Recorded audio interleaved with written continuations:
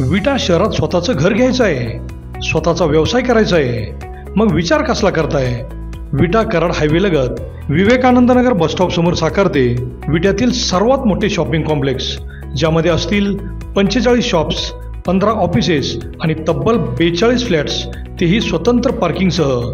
मुंबई पुण्यासारखे जीवन जगताना आपण अनुभवाल walking track, मंदिर, गार्डन, जिम, स्विमिंग पूल, 24 तास सतर्क सिक्युरिटी, CCTV कॅमेरे, बेसमेंट पार्किंग व अन्य बऱ्याच सोयीसुविधा. चला तर मग आजच आपले बुकिंग निश्चित करा. आमचा पत्ता डायमंड आर्केड, कराड रोड, विटा. संपर्क राजू पाटील किर्दत 93 222 68 103 व हनुमंत किर्दत 930 983 94 77.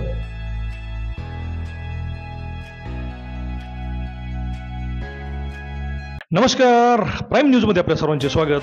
दिल्ली येथील गलाई व्यावसायिक संदीप जयसिंग धनवडे यांच्या दुकानात पारे येथील प्रीतम सदाशिव शिंदे हा 1 जुलै 2024 रोजी गलाई दुकानात कामाला म्हणून आला होता. अवघ्या महिन्याच्या आत म्हणजे दिनांक 28 जुलै रोजी दुपारी 1:30 वाजता संदीप धनवडे यांचे भाचे व प्रीतम शिंदे हे सोने घेऊन गाळण्यासाठी गेले होते. त्या ठिकाणी 850 ग्रॅम सोने गाळल्यानंतर प्रीतम शिंदे याने ते गाळलेले सोने बघायला म्हणून हातात घेतले आणि पटकन दुकानाचा दरवाजा बाहेरून बंद करून सोने घेऊन पळून गेल्याने गलाई व्यावसायिकांच्यात मोठी खळबळ उडाली आहे. महिनाभर अगोदर आलेला कामगार एवढे सोने घेऊन पळून जाण्याचे धाडस दाखवतो, याचा अर्थ तो कामगार अगोदरच गुन्हेगारी प्रवृत्तीचा असावा. त्यामुळे गलाई व्यावसायिकांनी ओळखीच्या आणि विश्वासातील कामगारांनाच प्राधान्य द्यावे अशी चर्चाही होत आहे. गलाई व्यवसाय अगोदरच अनेक कारणांनी अडचणीत असताना आता कामगारांची ही समस्या जाणवत आहे.